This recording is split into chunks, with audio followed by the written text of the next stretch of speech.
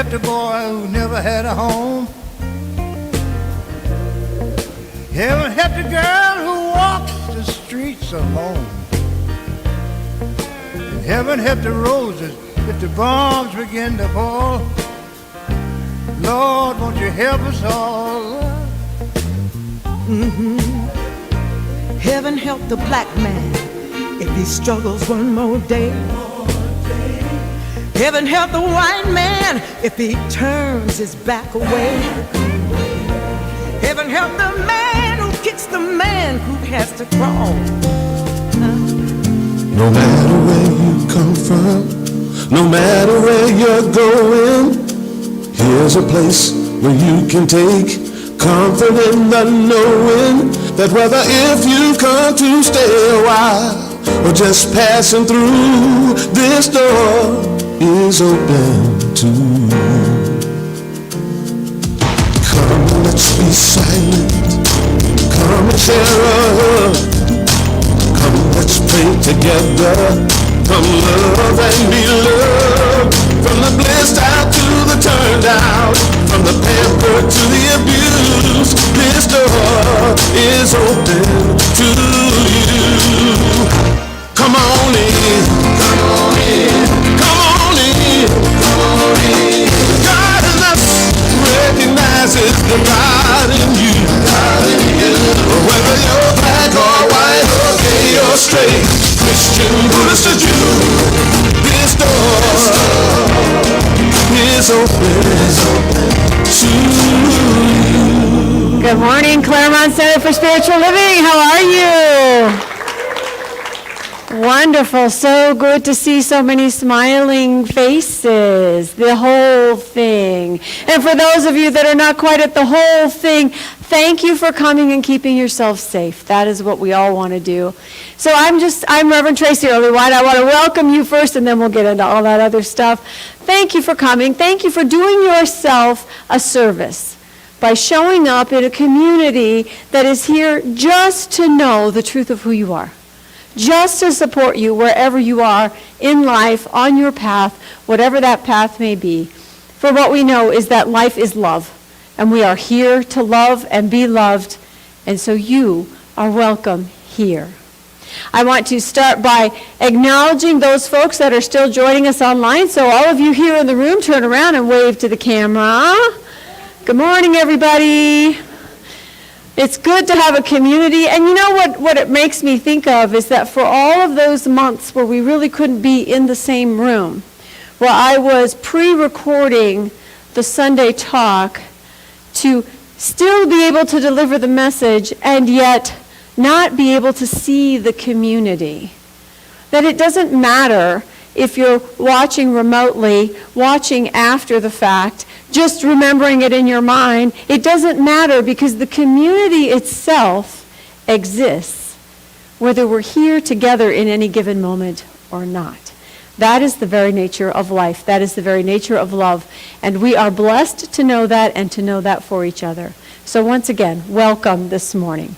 So our practitioner today is the beautiful Nisa Burrows. She will be doing our opening prayer and reading. And as you can see, we don't have a soloist this morning, but we do have Jeff over there on the keyboard, so we're really glad that he's here. I also want to make a specific acknowledgement to our sound team. Now, they're part of a bigger committee, but let's wave to the guys in the back because they're the ones that make the magic happen. Thank you very much.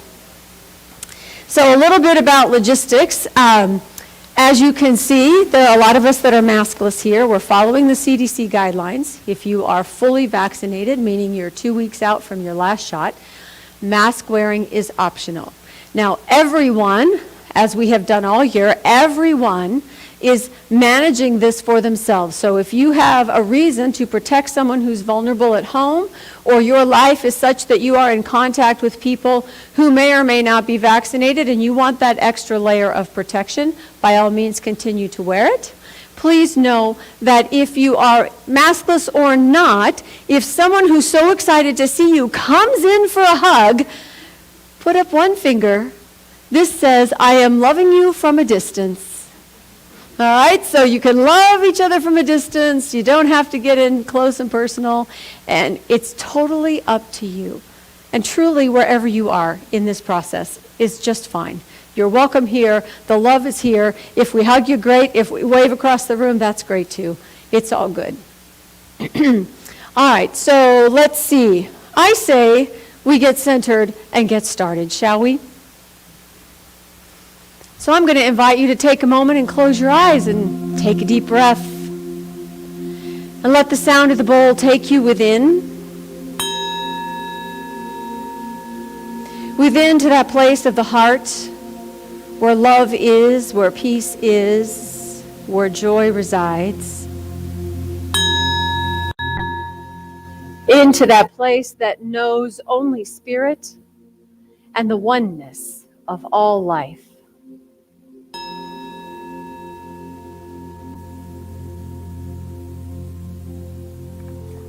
And in the knowing, that all-knowing center within, knowing that this one life, the one divine mind which is source at the heart of all,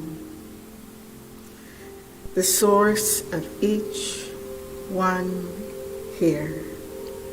With this knowing, we turn our mind's eye further inward, breathing into the heart,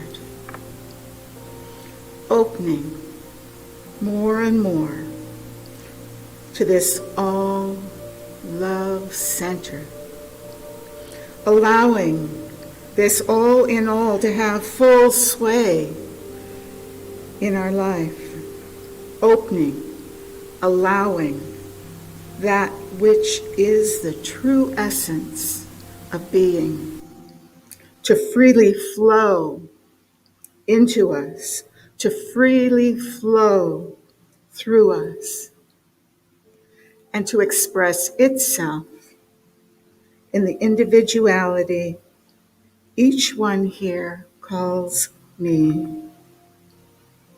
Let us take this awareness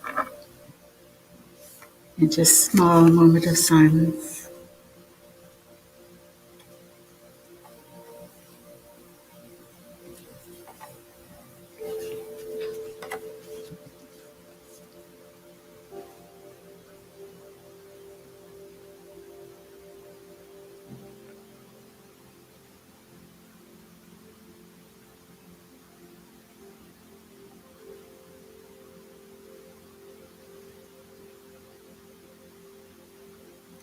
And giving thanks for this truth of our being. We know it is so, and say, and so it is. Good morning, everybody. Welcome, welcome. My reading this morning is from June 2000, Science of Mind, and this month's daily meditations were from the writings of Ernest Holmes. This one is called I Am That. Have you ever had the experience of witnessing a beautiful sunset or gazing into a perfectly blossomed rose, or viewing the stars on a clear night and been awestruck by the magnificence of God's creation? Not only is nature God's creation, but it is God itself in expression. It is easy to see God's beauty expressing in nature.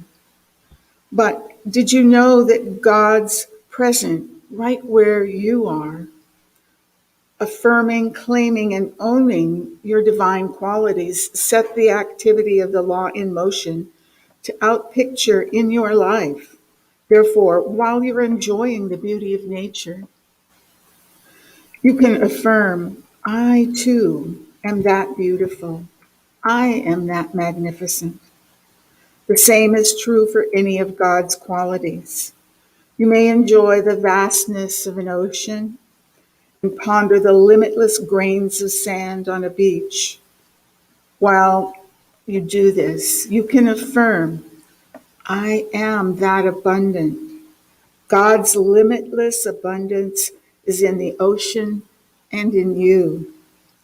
While you're breathing in the peace of a calm, soothing breeze on a summer evening, you can affirm, I am that peaceful. If you should catch a glimpse of a baby as it beams an enthusiastic smile, you might want to affirm, I am that joyful. All of life can be a reminder to us of how beautiful, magnificent, abundant, and full of joy we are. We choose where to focus our attention. Let us develop our internal radar to seek out the beauty and abundance in life. Claim it as our own and witness the miraculous outpicturing of these qualities in our own life. Thank you. It never ceases to amaze me how perfectly things come together on a topic. You'll see as I begin to speak this morning how it dovetails with what Nisa just read us. So I'm lighting our candle again for our theme this month, which is Spirit Speaks. We've been talking about all the ways in which we can recognize that we are part of this magnificent whole, that our spiritual nature is not something separate from our daily lives. It is actually the expression in our daily lives if we but see rightly, if we look clearly, if we listen deeply, if we open to the possibilities in life. So I'm going to start today with a quote from Ernest Holmes that was in our summary for the talk. Love is a language which is universal, interpreted through every living soul, and understood by all. Interpreted through every living soul, and understood by all. The title today is Love is Spirit's Language. And so I'm going to share a story with you. Some of you may remember last year, in March to be exact, Pat and I were set to travel for a quick trip to see our relatives in upstate New York. It was the first year that our two young nephews were going to be part of the school musical production. And the school musical production is produced by their parents because their mom, Tilly, is the English teacher, and their dad was the music teacher, and then the principal, and then the superintendent, and now he works regionally for the school system. And we were all set to go see them because we hear about the musical every year. Why do we hear about the musical every year? Because every year from Christmas to March, it's really hard to talk to my sister-in-law because she's spending every spare moment at school building sets and rehearsing and casting and all of the things that go into a theater production. So she's been doing this for 20 years. She and Dale have done this for 20 years. And their kids basically grew up in the school auditorium for those 3 months a year, every year, their entire lives. And it's a great school. It's called Chateauguay Central School. All grades are under one roof because it's a small town in very, very, very upstate New York, just a few miles from the Canadian border. Probably more dairy cows than people and lots of farmland and a cute little town and a gorgeous lake. So we were all set to go. And that trip was canceled because of COVID. Now, we were devastated not to be able to go. But we had nothing on the kids who didn't get to do their show or the production staff who had worked so hard for 3 months to get them to that point. So I want to share with you the sequel to that story. Dale posted on Facebook asking for support for the musical program, and this is part of what he wrote. He just posted this a couple weeks ago. He said, one of the hardest things I have ever had to do as an educator was stand in front of 40 plus kids on March 14th, 2020, and tell them that their musical performances were canceled due to COVID after 3 months of preparations. That nagging lack of closure has really bothered Heather Laughlin. She's the theater director, Chateauguay School. Tilly Brialt, that's his wife, the English teacher, my sister-in-law, and me, Dale. So with the announcement last week that outdoor activities at school could proceed without masks, we have hatched a scheme to get the band back together. So the three of them, the staff members, were just talking one night. There might have been a glass of wine involved, Tilly said. But they were talking what ifs, like partly what are we going to do because, oh, right, we already bought the rights to the play. They were going to show the Addams Family. You have to pay for that. And started with props and scenery and building, and they had already spent their budget with no way to recoup that money because there were no performances, therefore no ticket sales. So they started off with the what ifs in this conversation. What could we do? You know, could we do a fundraiser for the theater program? You know, I wonder if the kids might want to do some version or some part of that play this summer, kind of get everybody back in the groove, to kind of generate some excitement and to raise a little bit of money. Dale went on to write, our goal to save the CCS musical theater group, you see, for 23 years, our program has sustained itself. But last year, we'd spent nearly $8,000, as usual, to prepare for our show, only to be shut down. So the truth is that we do not have the money in our account to continue to do future shows without your help. How can you help? We will be performing the Addams Family for one night only, outdoors in the school parking lot on Thursday, July 8th. Admission is free, but we're asking for donations. You can donate online. You can send us a check. Just bring your lawn chairs and yourselves and be ready to enjoy concessions. You know, there's hot dogs and cotton candy, and we're going to have a silent auction and a recycle drive. Wow, okay. They asked the principal if it was okay before they posted that. She said, of course. And they started asking the kids, hey, would you want to do this? You want to put on a show or some of the numbers from the show? And it is a musical after all. There's much singing and dancing. But are you in? Mind you, a big portion, especially the leads in this play, had graduated last year. They called them too. Tilly said, if we don't have the male lead, we're not doing it because we need Brandon. You know, there's always a guy. There's always one person that you got to have. Brandon said, when asked, absolutely, Mrs. B. And every other kid said the same. They got back 35 out of 40 kids to do this play. Now, she had to explain to them it was going to be a little bit different this year than last year, the way they normally do things. She has very high standards for these kids, and they rise to them every time. It's a very professional production. She usually takes the seniors on a field trip to New York City, which is a 5-6 hour drive away, so they can see professional Broadway shows. You know, these are small town kids. This is a big deal. This community is invested in this program, not only because it's a great show and because the kids do such a great job, but because the kids that she has in the program are the children of the kids she taught when she first started teaching over 20 years ago. And because those teachers at her school, half of them used to be in her English class. They all know her. When we go to visit, it's like traveling with royalty. We can't go anywhere in town. Oh, hi, Mrs. B. Hey, Mr. B, nice to see you. Their last name is Brielt, but they're known as Mr. and Mrs. B everywhere. All right, so She gets them on board. She said she had to talk to the divas first, the stars of the show that have the elaborate costumes and the perfect props and the audience members and the sold 87 tickets because they have a big family.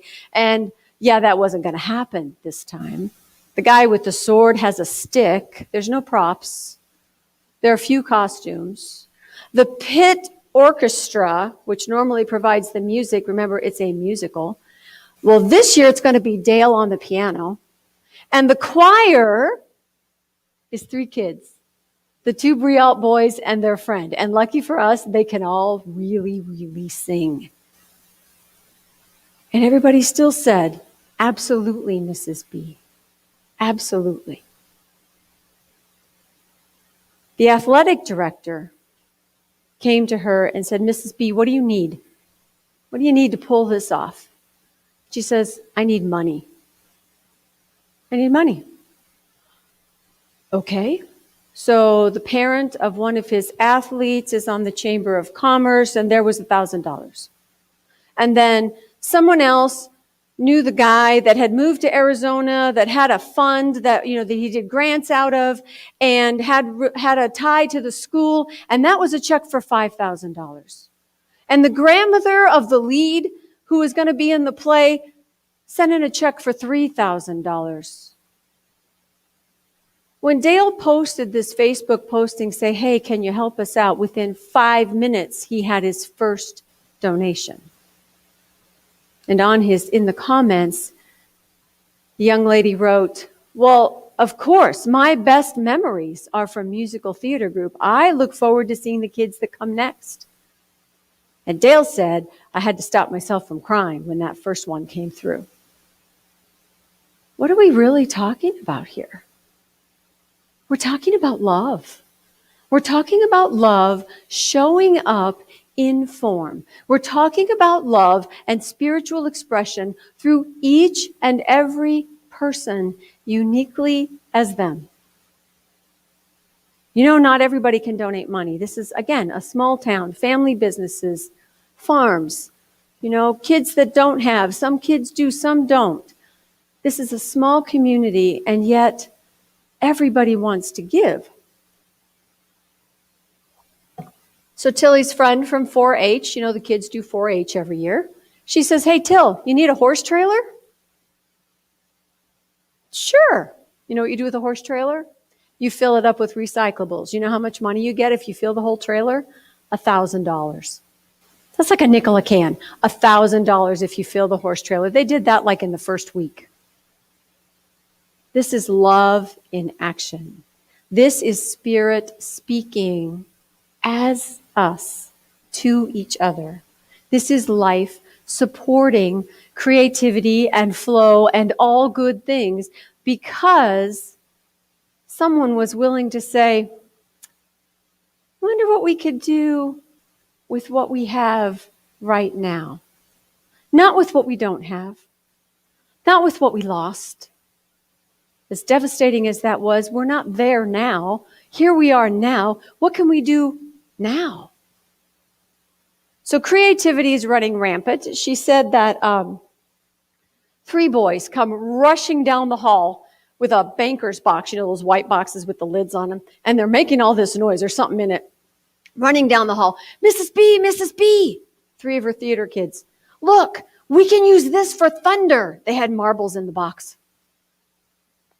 Okay, now we have thunder for our propless, costumeless production that we're going to do next week. During rehearsals, does anybody remember what we did in this scene? Now, if you know my sister-in-law, that, professionalism, those high standards, there's no way she'd go to rehearsal and not know exactly what they were going to be doing that day. So to ask the kids themselves for help in remembering what they're supposed to do in a scene from a year and a half ago, the kids were like, oh, yeah. I do this and you do that and we do this. And everything is working together for good. Everything is working together in love.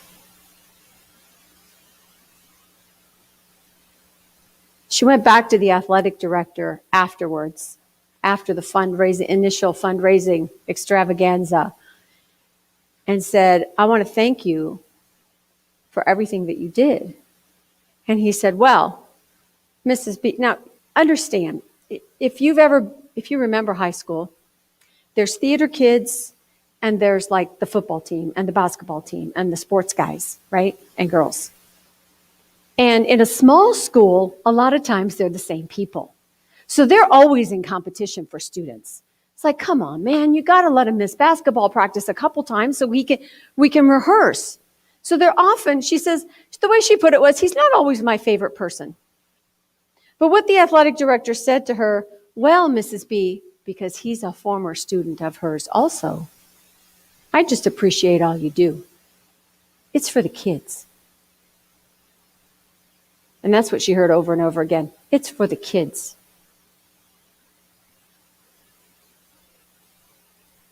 Ernest Holmes says,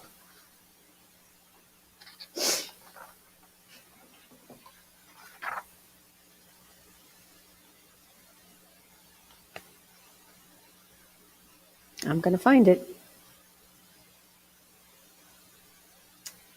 In the definition, in the Science of Mind textbook, he says, love is the self-givingness of life to itself. It's the way in which life supports itself. And that life, as Nisa read, is what we are. So the I am that we are is supported with every exchange of love, given or received. It takes both. It takes both. I think this is happening in this way because, as Maya Angelou says, love heals. It heals and liberates. And she says, I use the word love not meaning sentimentality, but a condition so strong that it may be that which holds the stars in their heavenly positions and that which causes the blood to flow orderly in our veins, or the abundance to pour in when you open yourself to possibility. When you live this philosophy that we teach, it says, there is good, there is abundance, there is joy, and it is here, and it is now, and it is in me. My experience of it may come and go, but the love is there. The fuel of life is always available. So they made their money back. They more than doubled the money that they needed in 2 weeks through the outpouring of support from this community, these former students and the bus driver, the retired bus driver that sent in a check for $100. You know, it's a story of love. So here's the spiritual principle in all this.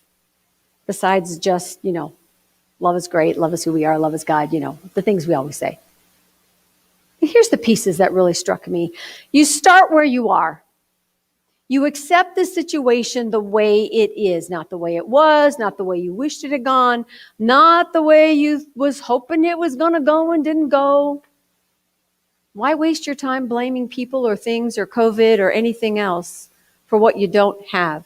By focusing on what you have at hand right now, you can move forward from here in unexpected ways. Unexpected ways. Ernest Holmes says, our being open to the influx of love, not just love of God, but love of everything. For that is the all-inclusive conception. That is how we are filled up to overflowing so that we might give and receive more abundantly, so that we might have that joy in our life always. The second thing that struck me was my sister-in-law letting people help her. When you're really good at something, how much easier it is just to do it yourself? Yeah, I see you nodding your heads out there. Probably not you, probably your spouse. They're just going to do it themselves. Anybody here somebody got poked. Anybody here reload the dishwasher after someone else helps? That's what I thought. Yeah. So letting people help, being willing to receive. You cannot be a giver if there is no receiver. So all of you little helpful martyrs out there, lighten up. Let people in. They want to help just the way you do. Just the way you welcome an opportunity to participate in something greater than you. Something for the good of all. Something that supports the community you love. She also had to let go of false control. That's control over all the circumstances, right? That's the control. That's the teacher's voice that says you need to be here on time or you're not in the play. There's benefit to that, but there are times like, when you're doing a live performance in a parking lot, that you tell the crew, hey, you know what? We're going to do the best we can. It's not really going to matter. People are going to have a good time. You're just going to pretend that everything is the way we rehearsed it, and it's going to be great. You got to let go. You've got to welcome the fun. You have to allow the flow. Ernest Holmes talks all the time about allowing things to flow. Everything in life responds to the song of the heart. When you love something or someone, it moves, right? The energy moves things along. It moves you. It moves the group. It raises the consciousness. Love is what heals and elevates us. Ultimately, that's what we're talking about. So the source with a capital S, is love. It could be called God or spirit or Atman or nature or the universe or divine intelligence or any of the other 7,000 names that Ernest Holmes came up with. But we're talking about the source of life, the energy of life. And from that source come all resources. Resources, sourced again. Source showing up in form in a multitude of ways through a multitude of people, all expressing love through them. So the kids, the enthusiasm, the money, the cans and bottles. Oh, I didn't tell you about the hot dogs. So they're going to have hot dogs, cotton candy, and popcorn. How many hot dogs do you think you're going to need, Till? I don't know, 100? It's a small town. 100? Well, in their community is the Glazier hot dog facility. Glazier dogs are known in that part of the country. They're hot dogs, but they're like this unusual, I was going to say strange, unusual red color. They taste really good. They're a thing in upstate New York. Yeah, they sent 1,000. Jill says, I guess we're selling hot dogs. Might have to do 2 for 1, right? 1,000 hot dogs. So hot dogs show up.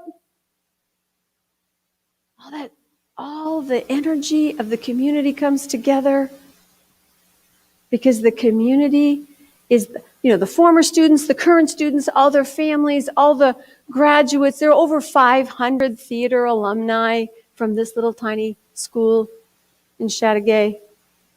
It's the connection, right? It's that web of connection that creates the net that holds us all. That's love in form. I'm going to close with Ernest Holmes. He says, life is like the sun. It shines on everything. Get out of the shadows. Crawl out of your basement.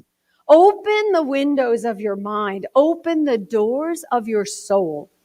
Lift up your thought and let life be to you whatever you wish it to be. This is the way in which Spirit speaks through, in, as you, as me, as all of us. Namaste.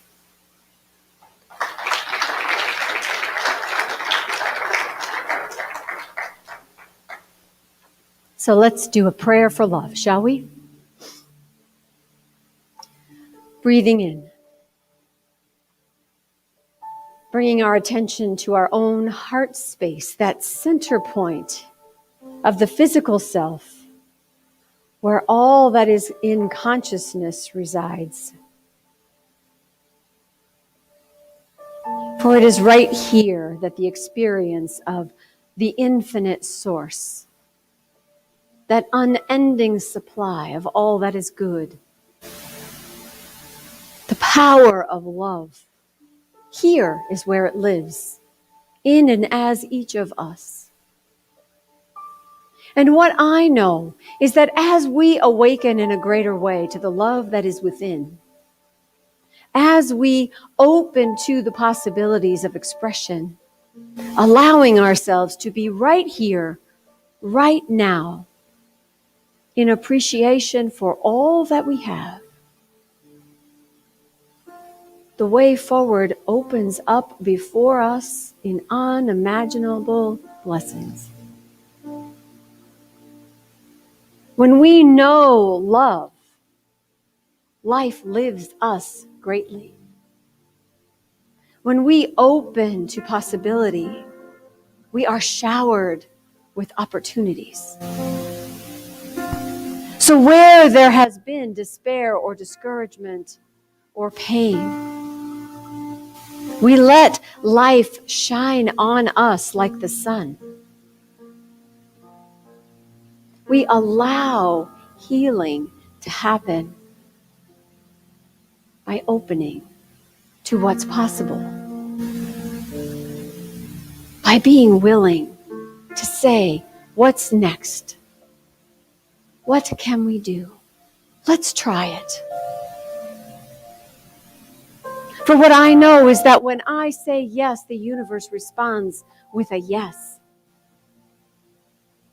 When I stand up, the universe responds by creating a path, a next step, an obvious blessing to move into, not just for me, but for those around me.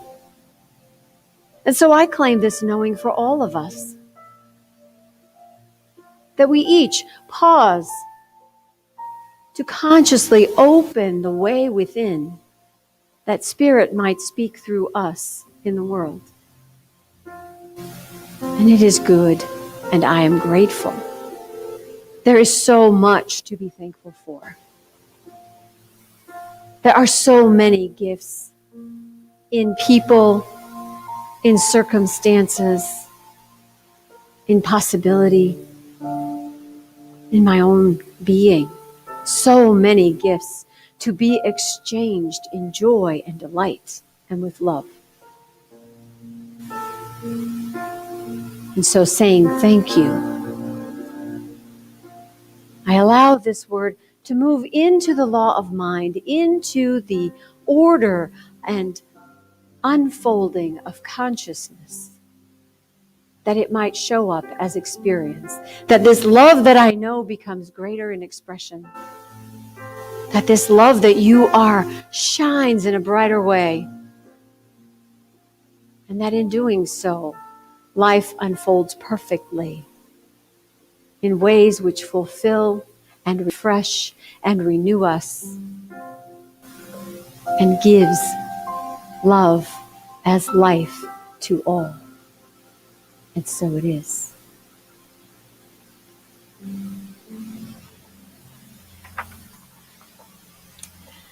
I invite you to say our affirmation today. I'll say it a sentence at a time, and I invite you to repeat it. I allow Spirit to be my energy of life in all ways. I allow Spirit to be my energy of life in all ways.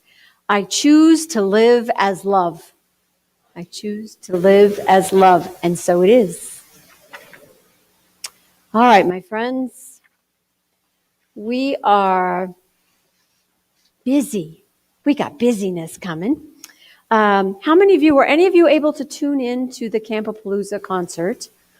It was a fabulous offering, wonderful musicians, and if you are on Facebook, you can go to Facebook and still see it. Again, they have it there where you can watch it, watch the recording, or you can go to the home office website, csl.org, and catch the recording there. Some wonderful musicians singing amazing songs, and all for a really good cause. So haven't heard the results of that yet, other than just how wonderful the concert itself was. Here at the center, we are collecting tennis shoes. We have How much do you think how many shoes do you think we've? Giant bag. I'm gonna say they weigh a ton. 3 giant bags just went to the donation center and they weighed a ton. So that tells you we're doing a really good job of cleaning the tennis shoes out of the back of our closets.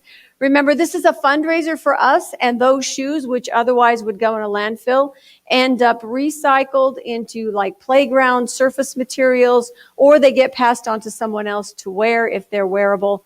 This is something we all can do. And I know some of you still have a few pairs stashed. Check the trunk of your car. You probably have a dirty old pair in there that you don't really wear anymore. Yeah. Time to up level. Plus, support your local business. Go out and buy yourself a new pair of tennis shoes. The ones you've had for 3 or 4 years probably aren't supporting your feet very well anyway. If you should choose to decide to walk or run again, because that's why we bought them, right? Because we were going to exercise. Remember? Yeah. Okay. Well, just a thought. Let's see. What else do we have? We have a little event coming up in July. I don't have details yet, but I will tell you it's called Christmas in July. And we're going to have a little giving tree. You know how sometimes at the holidays you go to the mall and there's little cards on there, and Joey really wants, a Spider-Man shirt or a new bike, and you take the card and you fill the need. Well, we're going to have a Christmas in July for the center. So keep an eye out for that. I'll have more information for you next week, and we'll do it for the month of July, and there'll be an opportunity to create a little gift giving right here, right now. And isn't that fun? Plus, I don't know if you know, but if you're a fan of Hallmark movies, they always show the Christmas movies in July, so they're coming up, and you're welcome. Yeah, thought you might need to know that. Announcement-wise, I think that's all I actually have right now. I'm sure there's more. I'll think of it later. All right. So, are you getting your e-blast? Anybody having trouble getting their e-blast in Gmail? Nobody? Okay, well that's good. Because Gmail has this really great feature that sorts your mail for you. And a lot of times our newsletter goes into promotions, which if you don't know that there is an extra folder out there, you have a whole bunch of information you've never seen. So, if you have Gmail, you might just want to check that out, see what else might be in there. That's it for today, except for our prosperity affirmation. We are prosperous as a community, and it's all because this is your community. And so I invite you to say with me, if you know it, and if you don't, you can just hum along, our prosperity affirmation. So if you have a contribution for us today, take it in your hands and know with me that divine love through me blesses and multiplies all that I am, all that I give, and all that I receive. I am prosperous now. Those little pieces of prosperity can go in the baskets that are in the back of the room on your way out.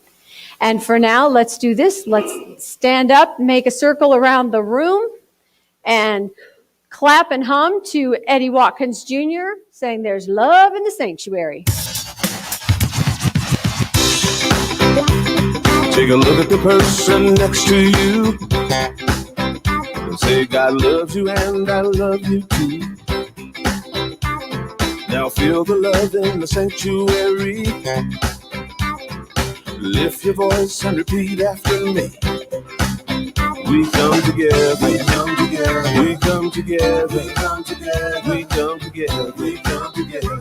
In the name of love, from every walk of life, every walk of life, every creed and color, every creed and color, and kinship we unite.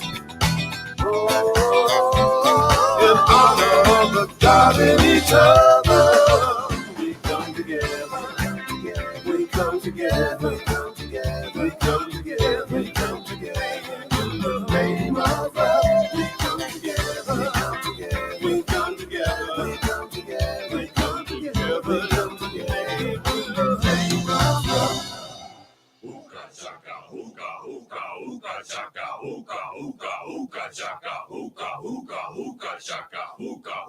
I can't stop this feeling deep inside of me. Girl, you just don't realize what you do to me. When you hold me in your arms so tight, you let me know everything's alright.